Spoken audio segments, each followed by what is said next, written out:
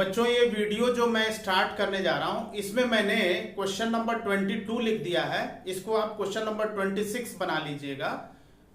नमस्कार दोस्तों, आज के इस वीडियो में मैं जेईई एडवांस के इलेक्ट्रोस्टैटिक्स टॉपिक के क्वेश्चन नंबर 22 डिस्कस करने जा रहा हूं। क्वेश्चन नंबर 22 क्या कह रहा है ये आप ध्यान से देखिए। बाकी क्वेश्चंस के लिए आप प्लेलिस्ट में देख सकते हैं। क्वेश्चन नंबर 22 ये कह रहा है कि a point charge minus q is fixed at centre of an insulated disc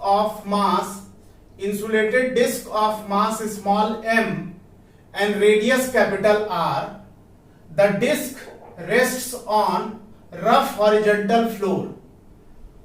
Another charge plus Q is fixed vertically above the center of disc at height small h. After the disc is displaced slightly in horizontal direction and released.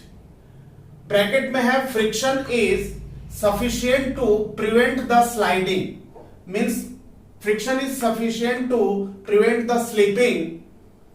The time period of oscillation of the disc is. Question ये चार options दिए हुए हैं। Question ये है कि ये disc है जिसका मास m है, रेडियस r है और इसके सेंटर पे चार्ज माइनस q है।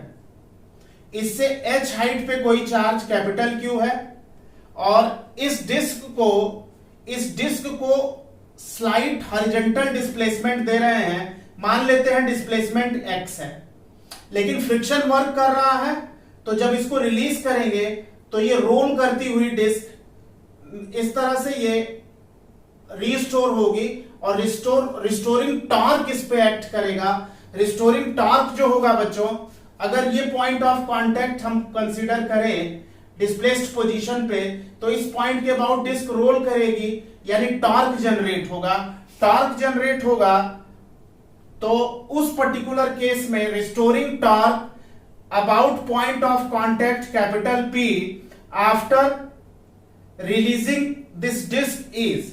इस पॉइंट के अबाउट जो टॉर्क लगेगा वो force multiplied by force into perpendicular distance होगा। तो अगर इस डिस्क को यहां पे रिलीज करें, ये डिस्क इस पॉइंट के अबाउट रीस्टोर हो रही है, रोटेट कर रही, तो रोटेशनल टॉर्क होगा। इस पे जो टॉर्क एक्ट करेगा वो, अगर हम देखें ध्यान से देखो बच्चों, अगर यहां माइनस क्यू है, यहां पे प्लस क्यू है, तो इस वाले चार्ज पर इस वाले चार्ज का अट्रैक्शन इधर होगा। ये एंगल अगर थीटा मान लेते हैं तो ये एंगल थीटा होगा। तो इस फोर्स का ये कॉम्पोनेंट हो जाएगा F cos थीटा और इस फोर्स का ये कंपोनेंट हो जाएगा F sin theta. F sin theta force जो है इस डिस्क को रिस्टोरिंग टॉर्क प्रोवाइड करेगा। तो रिस्टोरिंग टॉर्क हो जाएगा force multiplied by perpendicular distance. ये एक्सिस ऑफ रोटेशन है, इस एक्सिस ऑफ रोटेशन के अबाउट टॉर्क होगा force F sin theta multiplied by perpendicular distance. ये रेडियस कैपिटल R है तो ये रेडियस भी कैपिटल R होगा।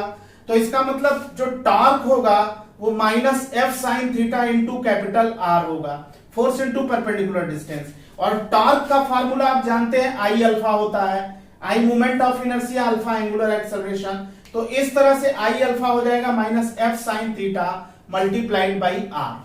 अब इसको मोमेंट ऑफ इनर्शिया इस डिस्क की इस पॉइंट के अबाउट, इस एक्सिस ऑफ रोटेशन के अबाउट निकालें तो हमें पैरेलल एक्सिस थ्योरम यूज करना पड़ेगा मोमेंट ऑफ इनर्शिया के लिए। इस सेंटर के about moment of inertia mr²/2 होती है डिस्क की, और इस पॉइंट के अबाउट एक्सिस अगर पास हो रहा है तो plus mr² parallel axis theorem apply हो जाएगा। यानी I को हम रिप्लेस कर देंगे mr²/2 plus mr² into alpha. अब अगर हम फोर्स को देखें, इलेक्ट्रिकल फोर्स को देखें, तो इस चार्ज पर इस चार्ज का इलेक्ट्रिकल फोर्स होगा 1/4 पाई epsilon not Q square divided by ये डिस्टेंस स्क्वायर। ये कैपिटल H है और ये अगर X है तो ये वाली साइड हो जाएगी √h² प्लस x²। तो ये वैल्यू हम यहां पे इसका स्क्वायर करेंगे तो रूट यहां से हट जाएगा, कूलम्बिक फोर्स ये हो जाएगा। अब इसके बाद साइन थीटा की वैल्यू इस राइट एंगल ट्रायंगल में होगा sine theta is equal to perpendicular upon hypotenuse. Perpendicular x है और hypotenuse under root H square plus X square है, मल्टीप्लाइड बाई आर। अब ये LHS हो गया 3/2 या आर स्क्वायर अल्फा, और RHS हो गया Q square R X divided by 4 pi epsilon naught H square plus X square power 3/2। इसका पावर 1 और इसका पावर हाफ, तो 3/2 पावर हो गया।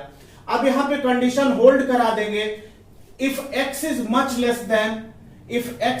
लेस देन h, तो उस पर्टिकुलर केस में अगर x बहुत स्मॉल डिस्प्लेसमेंट कंसीडर कर रहे हैं तो x स्क्वायर टर्म को नेग्लेक्ट कर देंगे, h स्क्वायर का पावर 3/2 h क्यूब हो जाएगा।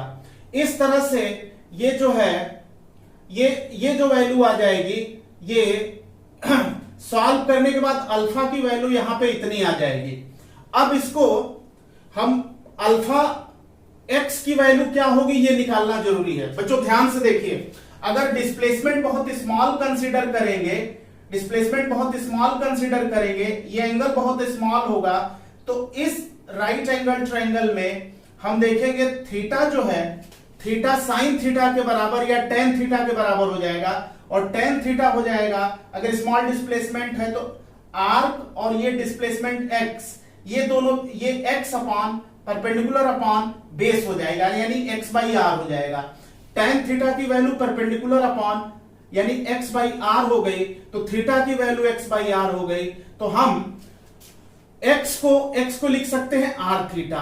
x को आर थीटा लिख दिया तो यहां पे सब्स्टिट्यूट कर दिया, x की जगह पे आर थीटा। सॉल्व करने के बाद ये वैल्यू यहां से अल्फा जो है आप जानते हो, अल्फा यानी एंगुलर एक्सेलरेशन, ये angular acceleration proportional to minus of negative of angular displacement है, तो इसका मतलब है कि ये SHM होल्ड कर रहा है, SHM यहां परफॉर्म कर रहा है। SHM कर रहा है तो ओमेगा स्क्वायर थीटा से कंपेयर कर लेंगे, तो ओमेगा की वैल्यू, ये वैल्यू ओमेगा स्क्वायर है, तो ओमेगा की value under root Q square upon 6 pi epsilon naught mh cube हो गया, और ओमेगा 2 पाई बाई टी होता है, तो t की value 2 pi under root 6 pi epsilon naught mh cube upon Q square हो गया।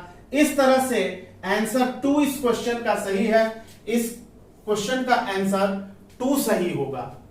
Please note it. Thank you बच्चों।